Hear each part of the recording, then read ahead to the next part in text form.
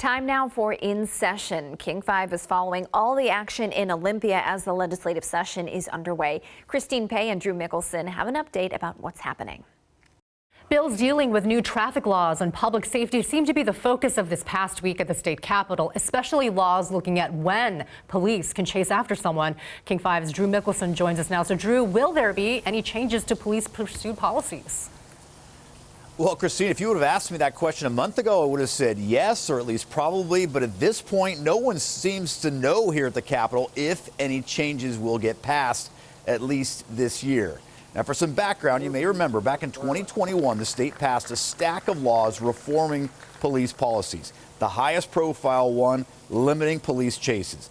Police organizations said crime would rise as a result, and they blame an increase in several areas, most notably car theft, on the fact that they can't chase after car thieves anymore. I've never been here to testify on any piece of legislation prior, and I felt very compelled to be here today because I've never seen in my 31 years of law enforcement the state and the condition of our state when it comes to open lawlessness and complete disregard for our laws to keep the community safe. The data is being disputed, and that's really making it difficult for us to decide which way to go. That's Representative Roger Goodman. He heads up the committee that heard two pursuit-related bills this past week.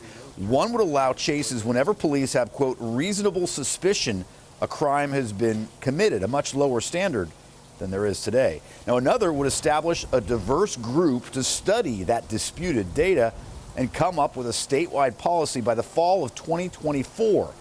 That approach has more support over in the Senate, and Representative Goodman seems to be leaning that way as well. Many are saying we didn't get it right the first time, so we may not get it right the second time, which leads me to want to delegate to the experts at the Criminal Justice Training Commission in a more deliberate fashion, not in the heat of a politically charged legislative session, for the experts to sit down and figure out what is the optimal vehicle pursuit policy for the state.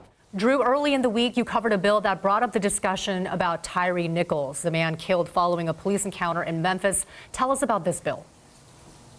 Yeah, that also came up in the same House Justice Committee. A busy week for that committee and those members as well. Now, that would prohibit traffic stops by police for non-moving violations. So broken headlights or taillights, expired tabs, or if the car was owned by someone with a suspended license, the police couldn't pull you over for any of those. Police representatives testified against the bill, saying that's one of the ways they arrest drunk drivers, and those stops have led to drug busts. They say they make the roads safer as well. But the backers of the bill say these are the kinds of stops that disproportionately involve communities of color and can turn violent, like in the case of Memphis's Tyre Nichols. The bill's sponsor says watching that video brought back memories of when the legislator was beaten by police after being stopped as a pedestrian. I really encourage each of you to watch the murder of Tyre. Like, this gruesome video hits home in a different way for each person. For me, it reminds me of the helplessness of not being able to protect yourself when you don't know where the next blow is going to come from. So let's talk about traffic now, specifically that bill banning certain right turns on red, something a lot of us are very accustomed to doing. Does this have any chance to pass? I think it does. It seems to have a lot of support, and that's because last year the state saw more traffic deaths in any year since 1990. So there are a number of bills that could change some of the rules of the road, like calling for more driver's ed and lowering the threshold for DUIs. But the state is exploring banning right turns on red lights within 1,000 feet of a school, hospital, or parks. It would slow down the commute for a lot of drivers, but Crystal Monteros, who has spina bifida and has been in a wheelchair her whole life, says our roads and intersections are not only for drivers in a hurry to get somewhere. A lot of people just think about their own, their own lives and all that stuff, but it's like there are a variety of people out there. Like, there's so much diversity out there. Drew, it has been a jam-packed past week. What will we be covering in the week ahead in Olympia? I was just looking at the docket, a couple of things that jumped out. One bill that would make fentanyl possession a felony, more serious than most other drug-related crimes.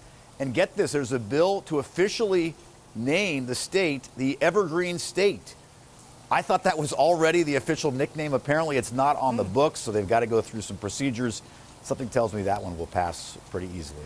Christine. Interesting. Drew, as always, we know you will stay on top of it over in our state capitol. Thank you so much.